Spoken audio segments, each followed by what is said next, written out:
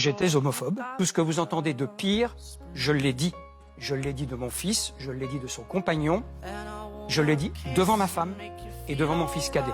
Je me suis réveillé le lendemain en me disant mais c'est pas possible. Il y avait une petite photo, très jolie photo, sur la table de chevet, où on voyait deux hommes épanouis, heureux, un grand sourire aux lèvres, qui était la reproduction exacte des photos que l'on voit dans les couples hétérosexuels. On a mis la petite photo à côté du lit, où on voit un couple tout simplement heureux de s'aimer. Et là, j'ai compris. Si par hasard, je continuais à vouloir défendre la famille traditionnelle comme je voulais le faire, j'étais en train d'exploser la mienne.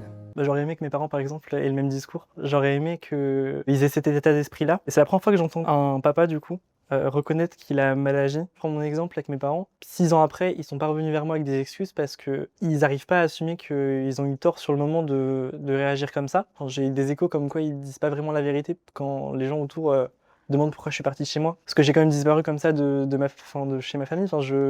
Les gens autour se posaient des questions et ils disaient pas directement ça, qu'ils m'avaient viré pour ça, ils disaient que j'avais fugué. Je pense qu'il y a une part de honte, au fond, d'avoir viré son fils de chez soi parce qu'il était gay. Mais c'est dur en vrai d'assumer. C'est pour ça que je trouve ça beau, ce papa qui assume ça sur un plateau et qui prône du coup justement cette remise en question. En fait, la facilité, c'est l'homophobie, clairement. C'est de rester en fait avec ses idées et pas justement essayer de comprendre et d'évoluer.